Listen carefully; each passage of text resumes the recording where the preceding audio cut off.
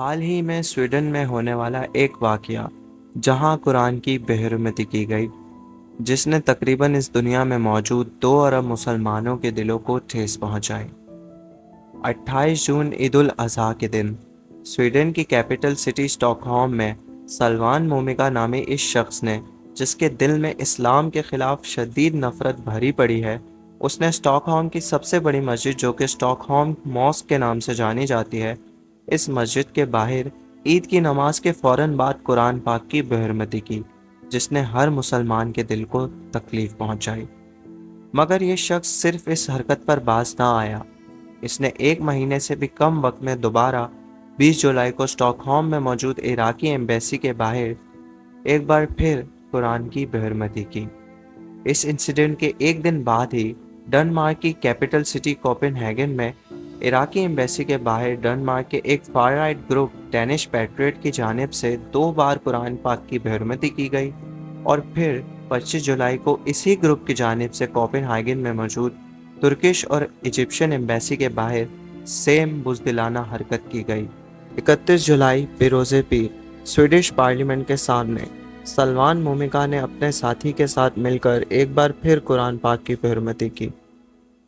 Europe میں اسلام کے خلاف نفرت کی آخر کیا وجہ ہے؟ کیوں لوگ قرآن کی بےحرمتی کرتے ہیں اور یورپین حکومتیں اس طرح کے انفارچونیٹ انسیڈنٹس کو روکنے کے لیے کوئی اقدام کیوں نہیں کرتیں؟ ویڈیو میں آپ سب کو خوش آمدید۔ امید کرتا ہوں آپ سب لوگ خوشحال اور محفوظ ہوں گے۔ 37 سالہ سلوان مومکا، جو کہ ایک عراقی کرسچن ہے، اس کے بارے میں ایک عراقی آفیشل نے اپنے ٹویٹر ہینڈل پر سب شیئر کرتے ہوئے بتایا کہ سلوان کا تعلق پہلے ایک کرسچن ملیشیا الحشد کے ساتھ تھا۔ امریکہ اور عراق کی حکومتوں کے مطابق یہ تنظیم ایک دہشت گرد تنظیم ہے۔ ٹویٹ میں مزید بتایا گیا کہ سلوان اس سے پہلے ایک اور ملیشیا کا ممبر رہ چکا ہے، جس کے لیڈر پر امریکہ سینکشنز بھی لگا چکا ہے، اور اس عراقی آفیشل نے اپنے ٹویٹ میں سلوان مومکا کو بھی ایک دہشت گرد قرار دیا۔ اس ٹویٹ میں سلوان مومکا کی ایک ویڈیو بھی شیئر کی گئی، جس میں سلوان مہدی المحدث کی موت پر رو رہا ہے، جو کہ 3 جنوری 2020 کو ایران کے فیمس ملٹری لیڈر قاسم سلیمانی کے ساتھ امریکہ کی اسٹرائک کی وجہ سے مارا گیا، جس کی وجہ سے امریکہ اور ایران میں شدید تنازع بھی ہوا۔ دا نیو عرب نیوز کی سورسز کے مطابق سلوان مومکا ایک شہرت کا بھوکا انسان ہے، جو کہ ایک دہشت گردوں کی تنظیم کو ہیڈ بھی کر چکا ہے۔ سورسز کے مطابق سلوان نے 2018 میں ہی سویڈن میں پناہ لینے کی کوششیں شروع کر دی تھی، جس کے بعد 2021 میں اس کی یہ درخواست ایکسیپٹ کر لی گئی اور وہ سویڈن میں شفٹ ہو گیا، جہاں اس نے چند مہینوں میں ہی قرآن کی بےحرمتی کرنے کا پلان بنا لیا تھا، جس کے لیے اس نے سویڈش پولیس سے فروری سے ہی پرمیشن مانگنا شروع کر دی تھی۔ پولیس نے اسے منع کر دیا، جس میں انہوں نے ریزن دیا کہ اس کی حرکت کی وجہ سے لا اینڈ آرڈر کی سچویشن کو نقصان پہنچ سکتا ہے، مگر جون کی درمیان میں ہی وہاں کی ایک لوکل کورٹ نے اس فیصلے کو اوور رولڈ کر دیا اور سلوان مومکا کو پبلکلی قرآن پاک کی بےحرمتی کرنے کی اجازت مل گئی،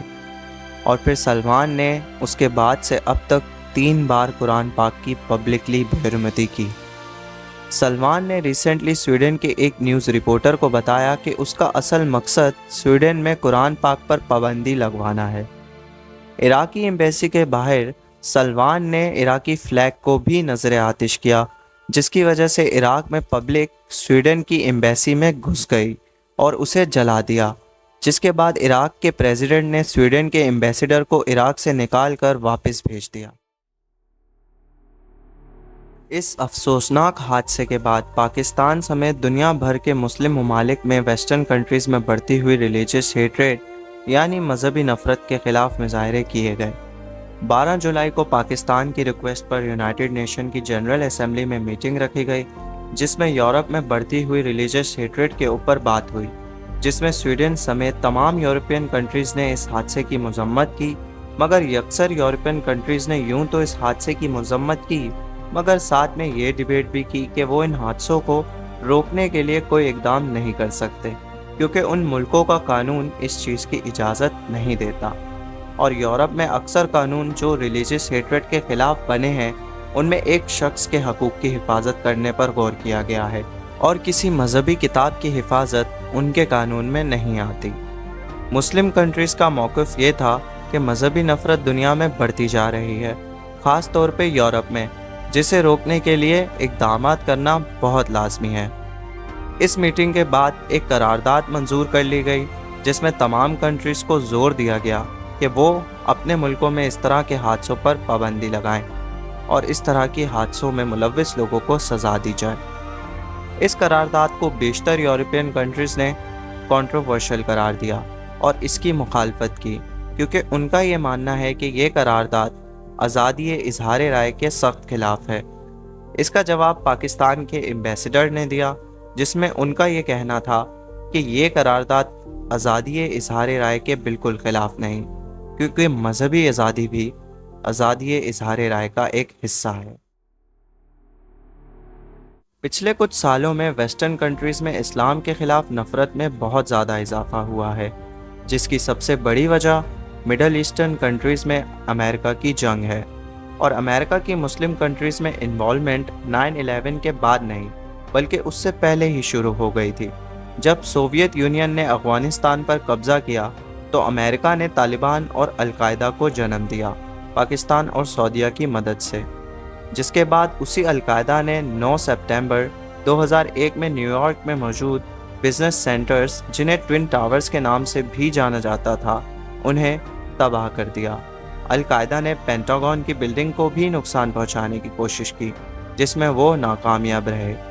9/11 کے فوراً بعد امریکہ نے دہشت گردی کے خلاف جنگ کا اعلان کیا اور پھر عراق اور افغانستان پر حملہ کر دیا،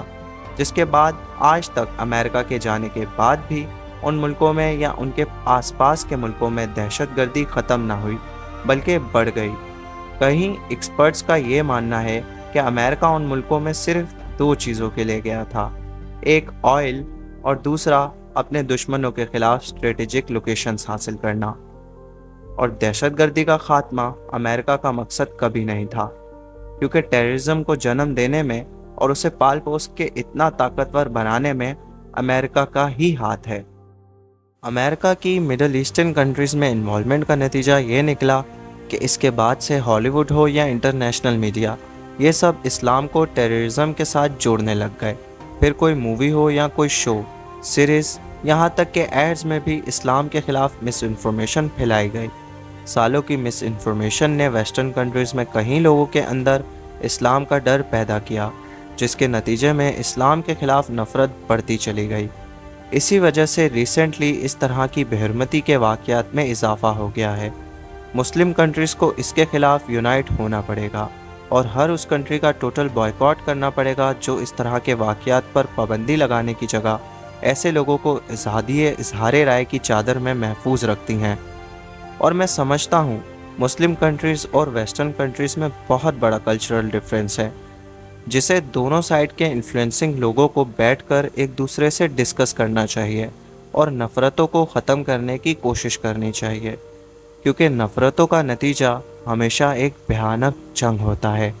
جس میں انسانی جانوں کا ضیاع ہوتا ہے۔ لیکن اگر ہم آپس میں مل کر اپنے ڈفرینسز دور کر لیتے ہیں تو یہ دنیا ایک یوٹوپیا یعنی امن اور خوشحالی سے رونما ہو سکتی ہے، جو کہ ایک بہت مشکل کام ہے، لیکن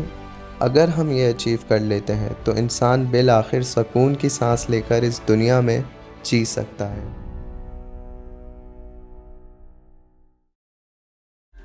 اگر آپ کو ویڈیو پسند آئی ہو تو ویڈیو کو لائک کریں اور چینل کو سبسکرائب کر دیں۔ جرنی آف دا ٹروتھ کی ویڈیوز اسی طرح سے آپ کی نالج میں اضافہ کرنے کے ساتھ آپ کو انٹرٹین رکھیں گی۔